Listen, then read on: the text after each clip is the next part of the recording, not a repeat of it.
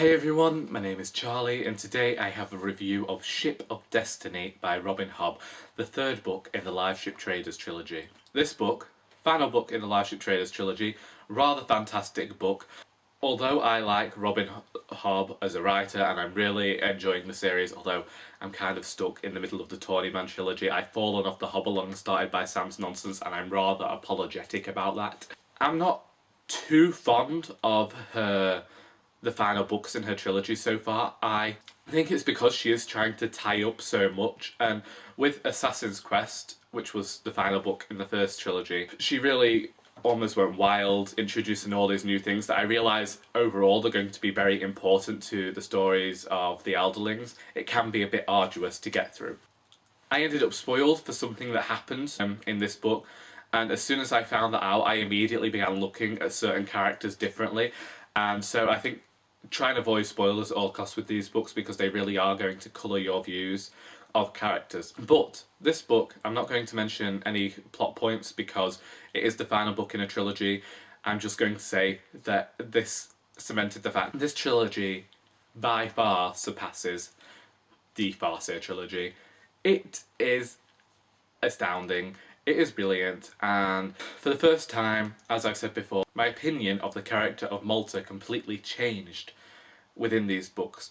In the first book, I thought of her as this incredibly terrible character, reprehensible even.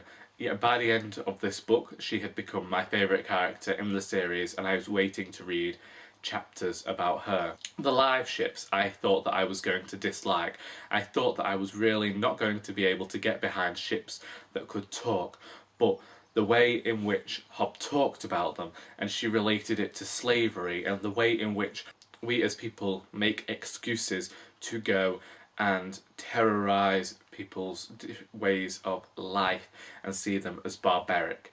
And I think that definitely there is so much allegory in Hobb's books for what goes on in the world. I was exceptionally pleased with the way that this series ended, and although characters didn't necessarily meet ends that you wanted them to reach at the end of the first book, within this book you understood how they'd come to be where they were, and they did feel like natural endings for these characters. Wintrow's character changed somewhat for me. Now all these characters have gone through very big changes, and I think when you've read over 2,000 pages of these characters, you are able to see how they have changed more. One thing that I had really enjoyed that I missed within this book though is the fact that Bingtown wasn't talked about for a very large period of time, and it felt like Hobb had shoehorned in a chapter to assuage the reader's feelings about what had gone on there.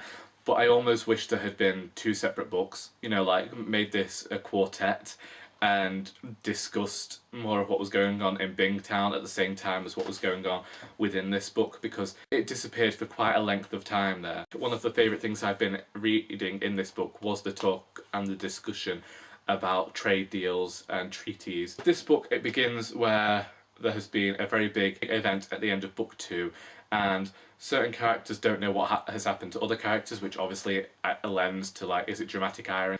And so characters are spread out all over the place, unsure of what's going on with each other, and it's very much gave us a physical sense of the tension and the unrest that is going on within this world.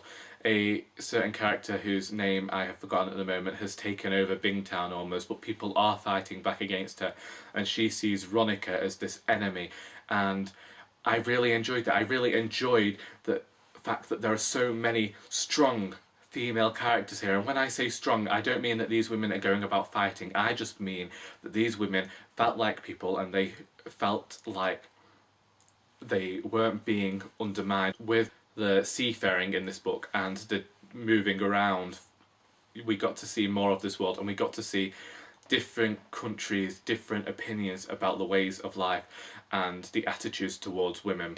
In fact, something was going to happen with Malta within the novel, and it ends up being a woman you wouldn't expect helping her. I think that that is a very great thing on Hobb's part, and is why this is probably my favourite fantasy series to talk about and discuss, because of its strong female characters and because of its discussions about feminism and rape culture and slavery. And Hobb is able to fit in so much, and at times it is heartbreaking to read about, and you can't understand characters' decisions for doing things that they have done, but at the end of the day, Hobb has the reader understanding why these characters made these decisions and how it's going to work out within this world. I'm going to leave it there. I hope that people go out and read the Liveship Traders trilogy. I am once again very grateful for Sam at Sam's Nonsense for beginning the Hobb along and getting me and so many other people reading these books. I only wish that I'd been able to stay on that and read all the books in time, but they will get read in the future. I hope you enjoyed this video, and until next time, that is all.